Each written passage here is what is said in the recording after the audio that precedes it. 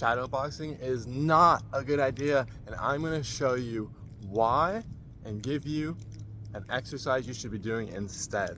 So when you're shadowboxing, how do you know if that punch was a miss or if it connected? The problem with shadowboxing is you can't train accuracy. You can train a lot of other things like speed, like form, footwork. You can train all these important things, but if you're not training accuracy, it doesn't matter how fast you are, it doesn't matter how strong you are, it doesn't matter how good your footwork is. If you're not training accuracy on a moving target, you'll never be able to land a punch very well. So imagine a basketball coach telling you to throw a basketball into thin air for training. That would be absurd, wouldn't it? Or imagine a baseball coach telling you that if you want to get better at throwing a baseball, just pretend to throw one. And on top of that, if you want to get better at catching a baseball, just pretend to catch it. Just catch it like a shadow catch. Okay, you would never hear this because it doesn't work. If it would work, people would be doing it.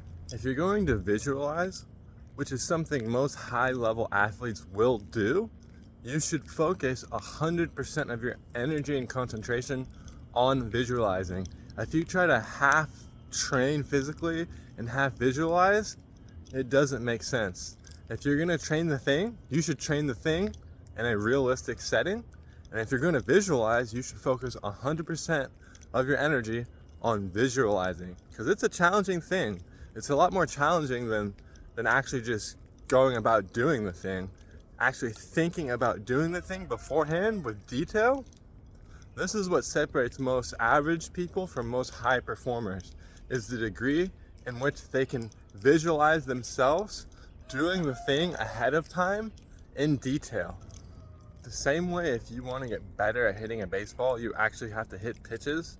If you want to get better at landing punches, you have to throw punches at a moving target. You absolutely need a moving target that's unpredictable for you to train with. And the best that you can recreate this, the more beneficial and productive your training is going to be, and the more value you're going to get out of your time when you're training. I'm going to show you my favorite way of doing it, and it's not foolproof, it's not the best way ever, but it's simple and it's easy. All you need is a jump rope. You could literally do this with a rope and a rock, and it is highly effective to train accuracy and timing, as well as footwork and distance as well. Okay, whereas when you're in shadowboxing, it's almost impossible to train distance because there's nothing for you to distance yourself against.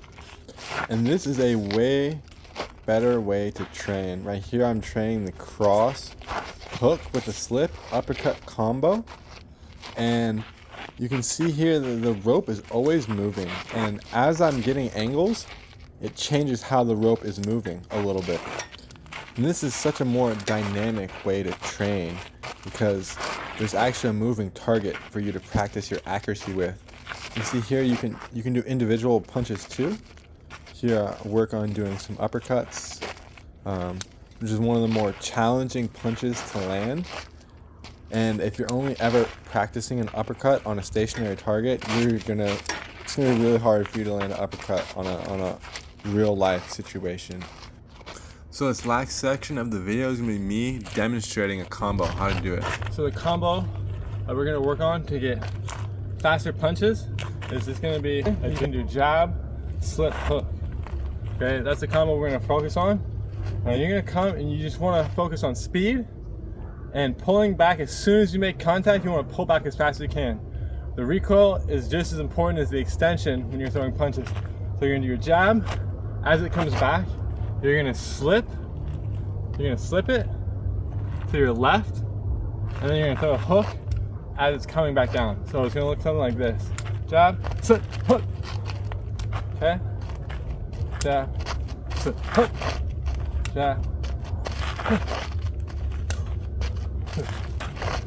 So the number one thing you wanna focus on is timing your slip You want to pretend once it gets to a certain point that that's a punch being thrown, and then you're slipping it, and you're countering. You're countering their punch with a hook. Slip, hook. Slip, hook. Okay, that's the next step. You're going to add a pivot, jab, slip, pivot, hook. So footwork. You can step forward with your jab, come in with the jab. So you're going to slip, pivot, hook. Slip, pivot, hook, okay? Slip, pivot, hook. Slip, pivot, hook. You pivot so you can get a better angle.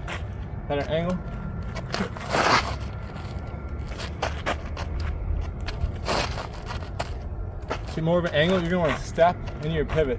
So as you slip, you're gonna take a step. So slip, step, pivot, hook.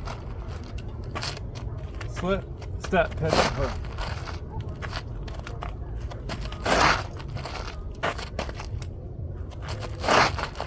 Okay, it's a great combo.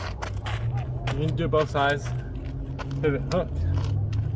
Jab, pivot, hook. Jab, pivot, hook. Alright. Step, pivot, hook. Jab, step, pivot, hook. Jab, step, slip, pivot, hook. That's it right there. Step, slip, pivot, hook. So your jab, step while you slip, step while you slip, pivot, hook.